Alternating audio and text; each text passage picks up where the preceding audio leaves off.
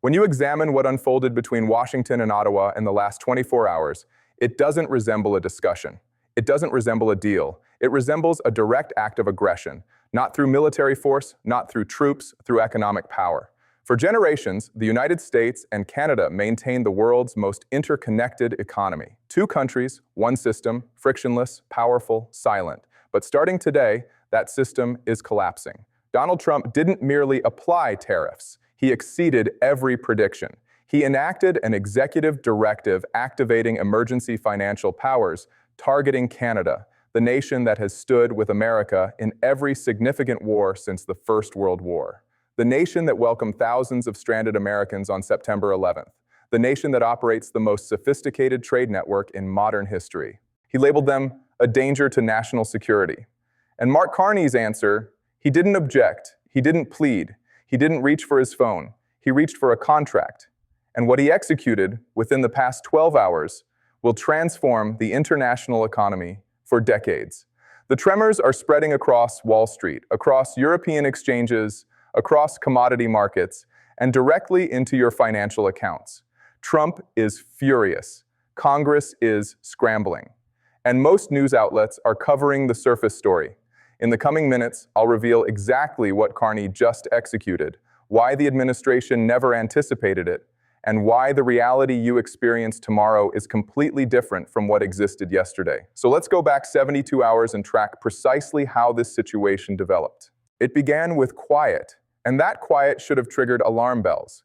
Following the first tariff confrontation, the moment when Carney openly refused Trump's demands, everyone anticipated chaos. News networks positioned themselves outside the Canadian embassy. Journalists monitored social media constantly. The world waited for the next eruption, but nothing came. For 3 complete days, Ottawa went silent. No media appearances, no inside information, no official comments. The PM's office stated only that Canada is assessing all possible responses. In Washington, they interpreted the quiet as defeat. Cable news displayed headlines reading, "Canada surrenders to pressure." Trump celebrated online after midnight, labeling Carney a washed-up banker who got the message. White House insiders anonymously told journalists that Canada had contacted them privately seeking compromise. That was completely false. Canada hadn't contacted anyone. They were constructing something, and nobody in Washington grasped what was happening until it had already launched. At 6 a.m. Eastern, the day before yesterday, before trading began, before Trump had his morning caffeine, Mark Carney convened a media briefing. But it wasn't in Ottawa, it was in Brussels. Standing beside him was the President of the European Commission, and the Prime Minister of Japan joined remotely on a screen behind them. Carney revealed 3 initiatives at once, and each one struck Washington like a wrecking ball. Announcement number 1, the Canada-EU Emergency Economic Partnership. Not a standard agreement, not a preliminary framework, a complete emergency economic partnership featuring expedited mutual standard recognition, unified regulatory structures, and priority market entry. The foundation had been established for months. Carney had anticipated this scenario. He had been organizing since his first day in office. While Trump tweeted, Carney negotiated. While the White House claimed victory, Ottawa held secure communications with Brussels at dawn. The partnership essentially provides Canadian producers, agricultural sectors, and energy companies a direct route into European markets. If America rejects Canadian products, Europe welcomes them. And they just opened the gates wide. Receipt number 1. Within 90 minutes of the reveal, the euro-Canadian dollar exchange rate shifted more dramatically than it had in half a year. European energy equities soared. Canadian petroleum companies that had suffered from tariff concerns jumped 9% before midday. Capital moved before politicians comprehended what occurred. Announcement number 2, the Pacific Corridor Energy Accord.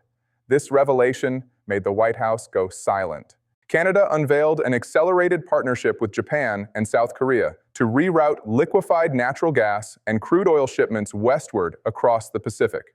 They're fast-tracking pipeline and terminal development on the British Columbia coastline using Emergency Infrastructure Authority. Carney invoked national economic security to circumvent the environmental assessments that had blocked these developments for 10 years. Read that one more time. The individual who directed the Bank of England, who spoke globally about climate finance, just removed environmental barriers to construct pipelines. Not because environmental concerns don't matter, because he recognizes that survival precedes philosophy. He's communicating to the world and communicating to Trump explicitly that Canada will no longer function as a trapped provider. The era of America being Canada's sole energy buyer is finished, and the schedule isn't a decade away. It's 18 months. Now here's why this frightens Washington. The complete U.S. energy infrastructure in the Midwest and Gulf Coast operates on the assumption that Canadian crude will perpetually flow southward. American refineries were specifically designed to process Canadian heavy crude. You cannot simply swap suppliers like changing channels. Those refineries would require billions in modifications to handle different crude from Middle Eastern sources. Billions and years. Carney understands this. He understands those refineries are leverage points. He doesn't need to stop the oil immediately. He just needs to demonstrate that he possesses that capability tomorrow. And yesterday, he demonstrated it. Receipt number 2. U.S. refinery equities declined 6% across the industry. Marathon Petroleum, Valero, Phillips 66. Every major player fell sharply. Goldman Sachs analysts released an urgent client memo. The heading was 2 words: supply risk. That's Wall Street language for we have a serious problem. Announcement number 3. And this revelation blindsided everyone: the Digital Alliance. Carney announced that Canada is establishing a collective digital infrastructure and artificial intelligence development partnership with the European Union, the United Kingdom, Japan, and Australia. Unified data protocols, unified AI governance structures, reciprocal recognition of digital intellectual property. And here's the critical detail. The partnership explicitly excludes the United States. Let me repeat that. 5 major Western economies just formed a technology coalition, and they excluded America from participation. This is without precedent. This has never occurred before. The United States has anchored every significant Western economic and technological structure since 1945, and in one morning, Mark Carney removed them from the negotiating table. Why does this matter critically? Because the next industrial transformation depends on data and artificial intelligence. Whoever establishes the standards dominates the future. If these 5 economies synchronize their regulations and America remains outside, American technology corporations confront a catastrophe. They'll need to satisfy 2 completely separate regulatory systems. Their expenses increase, their market reach contracts. Silicon Valley representatives were flooding Capitol Hill with urgent calls by lunchtime. Receipt number 3. The NASDAQ fell 550 points yesterday, the most severe single-day loss in 14 months. Meta, Google, Microsoft all absorbed major losses, not from operational problems, because markets suddenly recognized that American technological supremacy isn't automatic. It's conditional. And that condition just got revoked by a Canadian reading prepared remarks in Brussels. So let's discuss what's occurring inside the White House at this moment. Because from available information, it's absolute chaos. Not calculated chaos, not managed chaos. The type of chaos where staff members are polishing their resumes. Trump's economic team is fractured into 2 factions. Faction 1 argues hit back harder, broaden the tariffs, target Canadian financial institutions, freeze Canadian holdings, pursue total economic conflict. Faction 2 argues this is a disaster. They're stating Carney just outmaneuvered us on every level, and we must de-escalate now before the market damage becomes irreversible. The problem is, Trump isn't hearing either faction. He's trusting his instincts, and his instincts tell him what they always communicate. Never retreat, never apologize, escalate and counterattack. He's posted 14 times in the past 12 hours. He labeled Carney a representative of European progressives. He called the EU partnership a farce that will fail within days.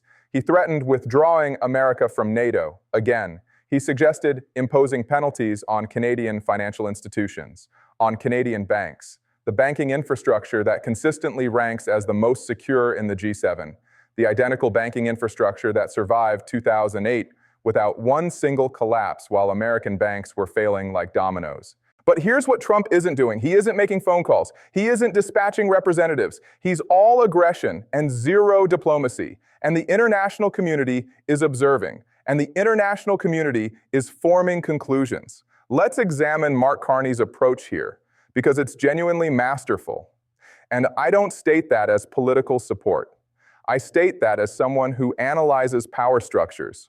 Carney grasped something essential that Trump doesn't comprehend.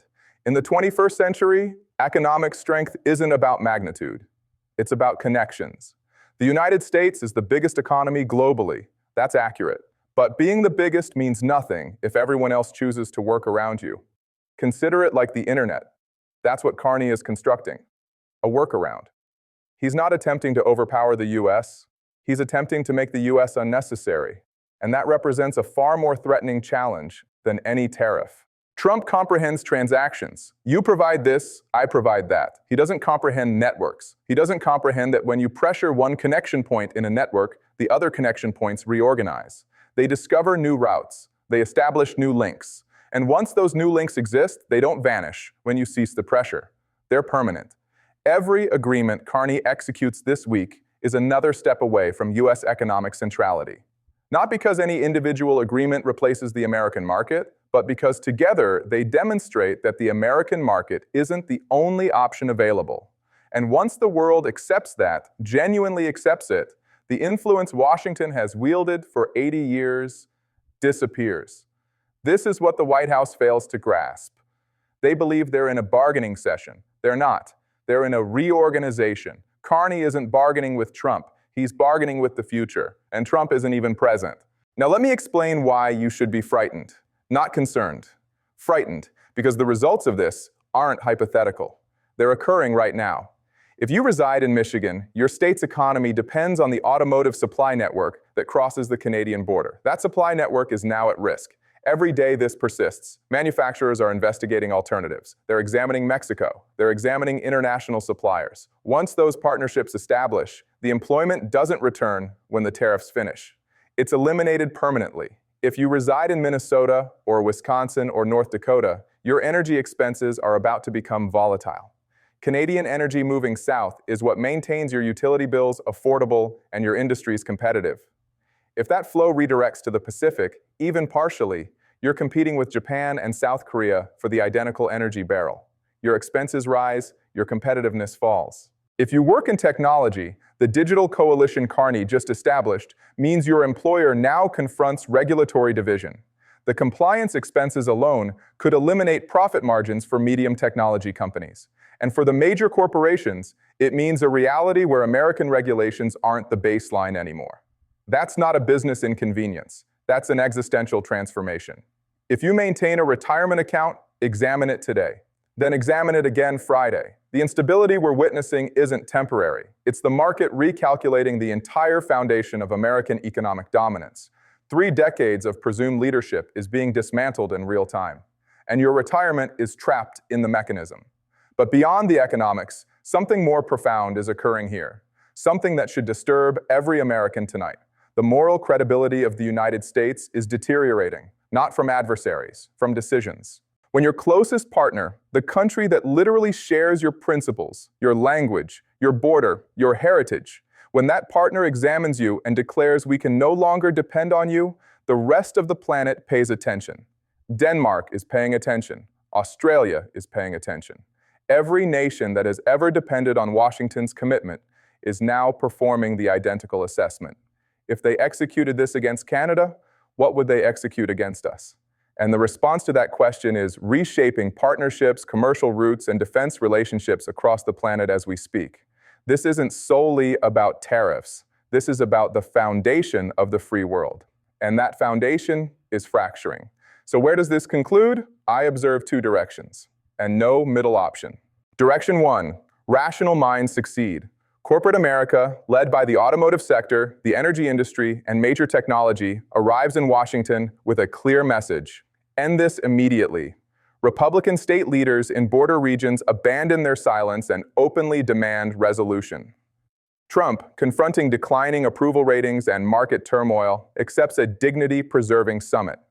Carney, always the professional, provides him an exit strategy, a modified structure that allows Trump something he can label a win while maintaining Canada's independence.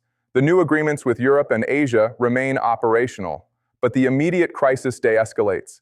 This is the optimistic direction. It requires Trump to accomplish something he has never accomplished in his existence, except a stalemate. Direction 2, the downward spiral. Trump responds against the EU partnership. He applies secondary penalties on European corporations that join the Canada Agreement. Europe retaliates against America.